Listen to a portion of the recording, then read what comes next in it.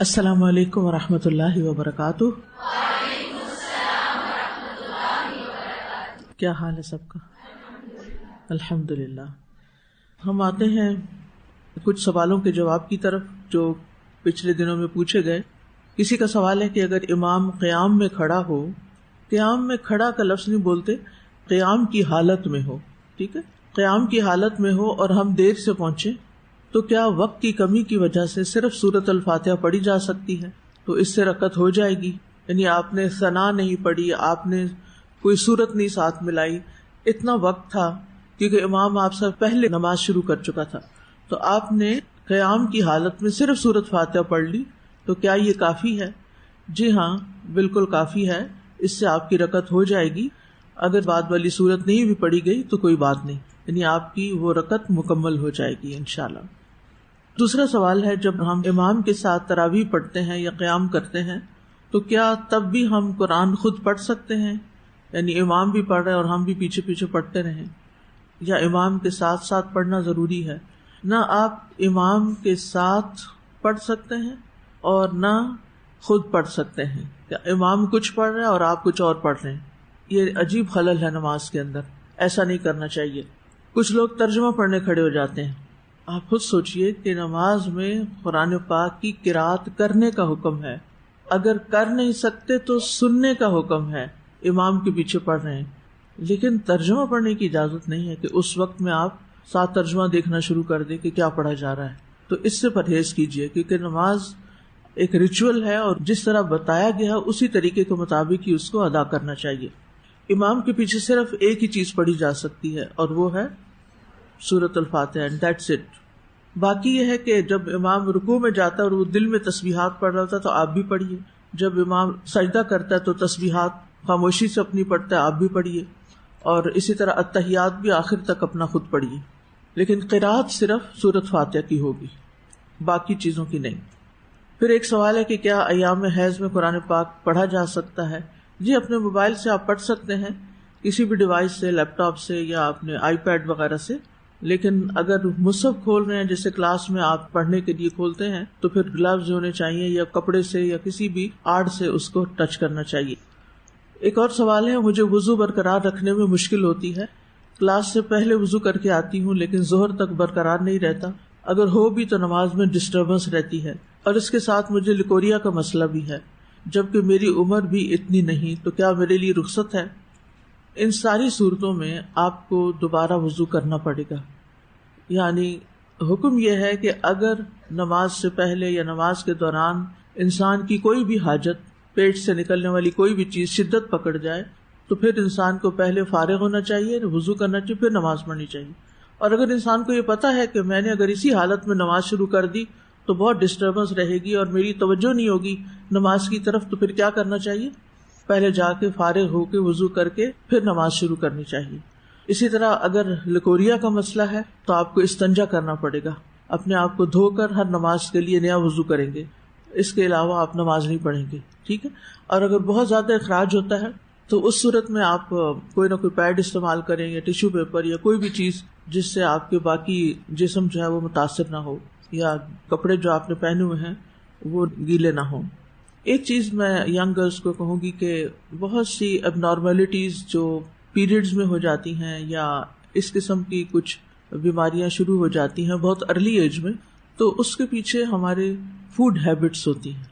ہم سب اپنی food habits کو چیک کریں کہ کہیں ہم روٹی کی بجائے بسکٹ تو نہیں کھا رہے، کیک ہی تو نہیں کھائے چلے جا رہے، کہیں ہم پانی کی جگہ کولڈ ڈرنکس تو نہیں پیتے چلے جا رہے۔ بہت سی ینگ بچیوں کے دانت خراب ہو جاتے ہیں، وہ کھل کے اسمائل نہیں کر سکتی، ہنس نہیں سکتی، وجہ کیا ہے؟ Cold drinks, artificial juices. Artificial juice میں آپ کا کیا خیال ہے کہ اس میں بہت زیادہ غذائیت ہوتی ہے یا پھر چینی اور شوگر کی کثرت ہوتی ہے جو آپ کے دانتوں کو خراب کرتی ہے؟ ونس ان اے وائل تو چلے کوئی بات نہیں، کبھی سفر میں ہوتا ہے انسان، کبھی کسی شادی پارٹی میں پانی کی جگہ انہوں نے جوس رکھا ہوا تو آپ پی لیں، لیکن یعنی میں اس کو حرام تو نہیں کرتی، لیکن روزانہ کی بنیاد پر، ڈیلی بیسس پر، ہیبٹ کے طور پر سادہ پانی نہ پینا اور کوئی نہ کوئی میٹھا یا نمکین یا کچھ ایسی چیزوں کی عادت ڈال لینا، یہ الٹیمیٹلی آپ کی صحت کے لیے سخت نقصان دہ ہے۔ اسی طرح کچھ لوگوں کو کچھ خاص غذائیں کھانے کی ایڈکشن ہو جاتی ہے. میں ایڈکشن اس لیے کہتی ہوں کہ اس کے بغیر ان کا دن نہیں گزرتا، پھر اس کے بغیر وہ کوئی کام نہیں کر سکتے، اس کے بغیر وہ چالو نہیں ہوتے. مثال کے طور پر سویٹس یا چاکلیٹس یا پھر چپس وغیرہ یا کوئی ایسی نمکو وغیرہ کہ بس عادت ہے، یا کوئی سپاریاں، کچھ لوگ اس طرح کی چیزیں کھاتے ہیں، یا چوئنگم. آپ کو پتہ ہے کہ ہمارے دانتوں کے اوپر ایک انیمل ہوتا ہے، اور اگر ہم بہت زیادہ برش بھی کرتے ہیں یا بہت لمبے ٹائم پر مسواک کرتے رہتے ہیں، یعنی تھوڑی دیر کے لیے ہر نماز کے ساتھ کرنا از پرفیکٹ، اٹس فائن. اسی لیے آپ نے دیکھا ہوگا کہ حکیم لوگ جو دوائی دیتے ہیں وہ دن میں 3 مرتبہ ایک ہی دوائی دیتے ہیں، تھوڑی تھوڑی کر کے، تاکہ اکٹھی آپ کے جسم کے اوپر برے اثرات نہ ڈالے. وہی چیز جو فائدے کی ہے تھوڑی تھوڑی، وہی چیز جب آپ ایک کثیر مقدار میں ایکسیسولی لیں گے تو وہ آپ کے لیے نقصان دہ ہو سکتی ہے، آپ کے جسم میں بگاڑ پیدا کر سکتی ہے. تو اسی طرح اگر آپ دن میں ہر نماز سے پہلے تھوڑا سا مسواک کر لیتے تو کچھ نہیں، لیکن اگر آپ ہر وقت چیونگم چباتے ہیں یا آپ بہت زیادہ برش کرتے ہیں، صبح بھی ٹوتھ پیسٹ، شام کو بھی ٹوتھ پیسٹ، تو اس سے آپ کے دانت گھسنے لگتے ہیں اور وقت سے پہلے ٹوٹنے لگتے ہیں. تو اپنے اوپر رحم کیجیے. اتنی ینگ ایج میں یہ سارے مسائل کھڑے ہو جانا از ناٹ ہیلدی. آپ مستقبل کی مائیں ہیں، آپ اپنے گھروں کو کس طرح سنبھالیں گی، اپنے بچوں کو تربیت کیسے کریں گی، آپ اپنے رشتہ داروں اور شوہر کے حقوق کیسے پورے کریں گی، دین کا کام کیسے کریں گی اگر آپ کی صحت ٹھیک نہیں ہوگی. تو یعنی اگر آپ سارا وقت لے کے اپنے پیٹ کو پکڑ کے بیٹھے ہوئے ہیں، یا آپ کو اس طرح کے کچھ مسائل ہیں، ٹھیک ہے کچھ لوگوں کے جینز میں آتے ہیں، ان کی احتیاط کے باوجود وہ بیماریاں اوپر سے ٹرانسفر ہو رہی ہوتی ہیں، کبھی آزمائش ہوتی ہے، لیکن عمومی طور پر ہم سب اپنے ساتھ جو زیادتیاں کر رہے ہوتے ہیں، ہمارے جو کھانے پینے میں ایکسٹریم رویے ہیں، یا صرف زبان کے ذائقے کے لیے کھانا یا صرف مزے کے لیے کھانا، تو یہ ساری چیزیں ہمارے لیے نقصان دہ ہیں. روزہ کیا سکھاتا ہے؟ Self control. کھانے پینے کو کنٹرول کرتا ہے نا ہمارے، کہ سارا دن ہم نہیں کھا پی سکتے، تو اس موقع کو غنیمت جانیے. جیسے رمضان میں آپ چائے نہیں پیتے، مثلا رمضان میں میرا نہیں خیال کہ میں نے 1 کپ بھی چائے پی، لیکن الحمدللہ کام چلتا ہے. اب میں یہ سوچ رہی ہوں کہ رمضان کے بعد بھی مجھے چائے کی ضرورت نہیں ہے، یہ صرف ایک عادت ہے جو بنا لی گئی ہے کہ نہیں، وہ ہوتا نا کہ نہیں بس یہ پینی ہے، اس کے بغیر گزارا نہیں. کچھ لوگوں کو کافی پینے کی عادت ہو جاتی، کچھ لوگوں کو کچھ خاص ڈرنک کی عادت ہو جاتی، اس کے بغیر ان کا کھانا ہضم نہیں ہوتا.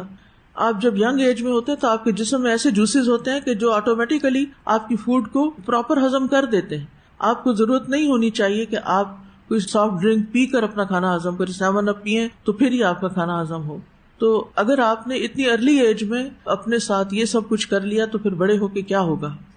وہ بڑے بڑے کام کیسے کریں گے؟ بڑے کاموں کے لیے سخت جان ہونا پڑتا ہے، اپنے اوپر قابو رکھنا پڑتا ہے، سیلف کنٹرول کرنا پڑتا ہے.